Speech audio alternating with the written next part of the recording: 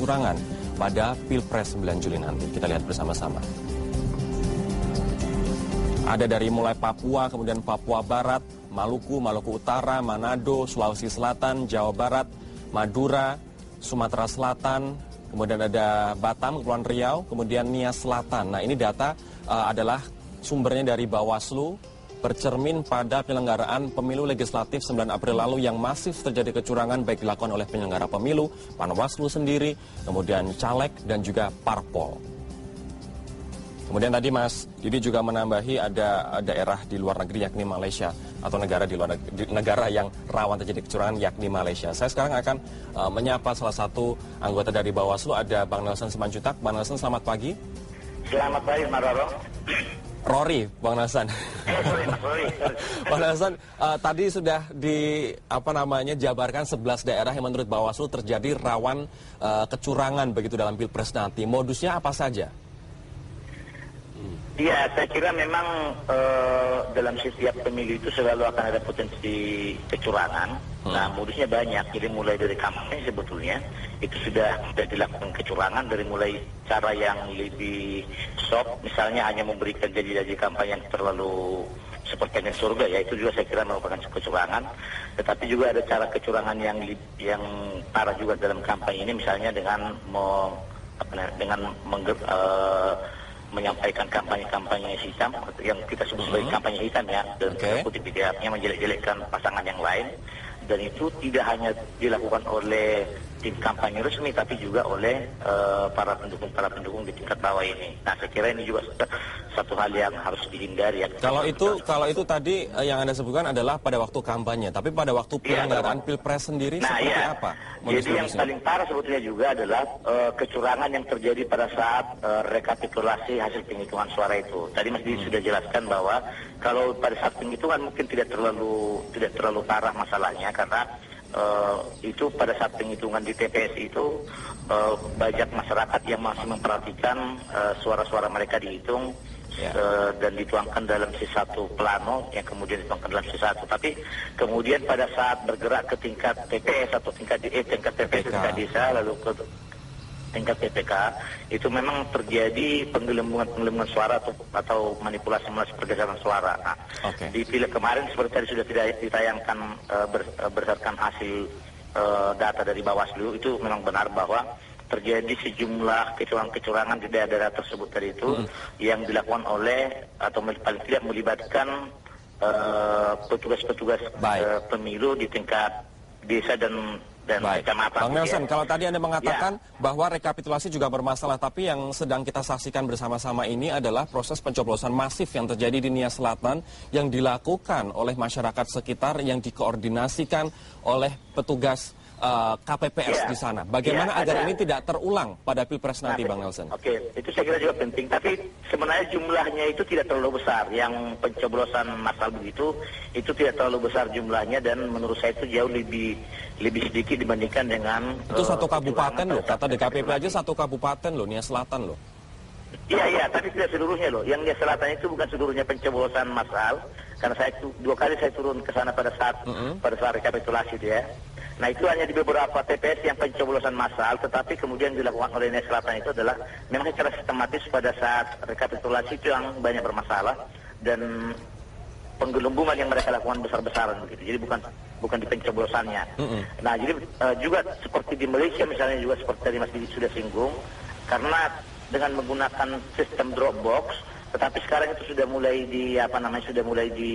diperbaiki caranya. Sistem Dropbox yang tahun-tahun kemarin itu dilakukan dengan mendrop sejumlah surat suara ke satu tempat tertentu di mana terdapat konsentrasi orang Indonesia.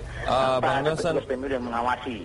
Atau yang kalau sekarang itu sudah dilakukan Dropbox itu seperti di Jawa Barat itu dilakukan seperti TPS keliling. Ada petugas TPS, ada petugasnya 3 orang, 2 dari KPU, 1 dari unsur pengawas pemilu. Sebelum saya beralih ke Bang Margarito, Bang Nelson, apa jaminan dari Bawaslu agar praktik-praktik yang dilakukan oleh penyelenggara pemilu tidak terjadi lagi? Minimal dari Bawaslu dulu, baru nanti kita ke KPU. Bang Nelson? Iya. Apa jaminan dari... Ya, tidak ada hal yang bisa dijamin oleh Bawaslu untuk melakukannya, sebab ini masalahnya bukan masalah di Bawaslu. Ini masalah, saya kira masalah oleh bangsa kita ini, karena tidak mungkin terjadi kecurangan seperti itu kalau tidak ada kerjasama dengan atau tidak ada permintaan dari peserta pemilunya. Nah, saya kira memang kami harus mengawasi lebih ketat lagi. Tadi malam kami sudah berbicara KPU dan Bawaslu beserta DKWP bagaimana menyusun langkah-langkah yang baik untuk mencegah kecurangan ini. Mudah-mudahan bisa terlaksana. Pak Nelson Simanjuntak, terima kasih atas keterangan Anda pagi hari ini, kami sangat menghargainya. Bang Margarito, bagaimana tadi Anda menyikapi pernyataan dari Bang Nelson bahwa Bawaslu tidak bisa menjamin tidak ada kecurangan. Padahal DKPP pada 10 Mei yang lalu memecat pun ada anggota Panwaslu yang Nah itu dia gitu kan. Satu-satunya organ yang diberikan kewenangan untuk melakukan pengawasan adalah Bawaslu.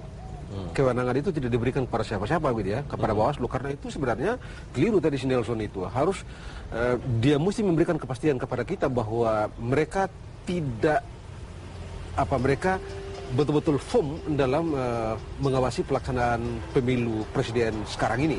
Walaupun nanti misalnya ada kekurangan, kita bisa perbaiki, tapi minimal di depan harus firm. Oh iya, mereka mesti firm karena itulah satu-satunya kewenangan pengawasan yang diberikan kepada mereka dan tidak dibagi dengan siapapun, tidak disebar kepada siapapun. Tidak ada organ lain di Republik ini pada event atau dalam peristiwa pemilu itu yang melaksanakan fungsi pengawasan kecuali Bawaslu. Tidak ada yang lain, karena itu kita mesti tagih kepada mereka bahwa mereka betul-betul bekerja secara profesional dan tidak main-main. Begitu, karena toh faktanya di DKPP itu menemukan kenyataan bahwa mereka juga main-main gitu kan. Paling tidak di daerah. Paling tidak di daerah. Tadi ada beberapa poin yang disampaikan oleh Bang Nelson terkait dengan ancaman kecurangan pemilu, seperti ada pemimpin daerah yang menyalahgunakan wewenangnya, kemudian ada tingkat rekapitulasi terutama untuk PPK, PPS dan juga KPU kabupaten kota. Kemudian adalah penyelenggara pemilu yang bermain curang dalam hal ini. Anda bagaimana melihat ancaman kecurangan dalam Pilpres nanti? Saya sering menggunakan istilah begini, ini pemilu baik legislatif maupun presiden, itu panen raya. Panen raya bagi penyelenggara pemilu yang terutama di kampung-kampung yang di daerah-daerah. Panen raya seperti panen raya kan kita sudah tahu. Anda tahu kan kemarin ini satu di Lampung Tengah itu komisionernya ditahan, disidik karena menerima uang. Begitu ya. Dan Anda tahu kalau dipakai suap menyuap kan, yang terima dan yang memberikan dan memberian dan yang memberi dan yang menerima dua-duanya kena, begitu kan? Karena itu diam semua orang. Karena kalau lu nggak dapat, lu udah terima, terus lu udah ngasih duit, terus lu nggak dapat suara, terus ribut masuk penjara dua-dua. Begitu. Orang penyelenggara tahu itu gitu loh. KPU juga sudah menjamin loh bahwa nanti untuk Pilpres penyelenggaraan akan lebih bersih, akan bersikap tegas. Itu bagus. Tapi dan itu kan bukan kali ini saja jaminan itu, tetapi kan faktanya adalah berbeda, begitu ya. Nah sekarang yang menarik, Anda tidak bisa memberikan jaminan kepada kita bahwa 3 selatan tadi. Tadi kalau kita catat dari 10 itu kan ada 3 selatan. Ada India Selatan, Sumatera Selatan, dan Halmahera Selatan. Halmahera Selatan kebetulan Maluku Utara begitu ya. Ini celaka punya ini. Kampung sendiri. Ini kampung sendiri ini. Ini celaka punya ini. Dari pemilu ke pemilu rusak.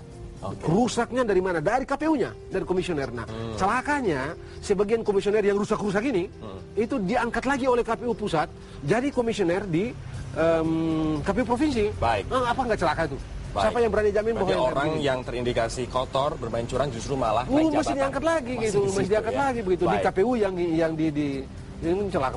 Padahal ini dari waktu ke waktu curang terus. Baik, kita nanti akan mengelaborasi. Saya juga akan bertanya kepada Mas Didi, kenapa 11 daerah itu rawan terjadi kecurangan? Apa yang menjadi penyebabnya? Kita akan membahasnya sesaat lagi, tetaplah bersama kami.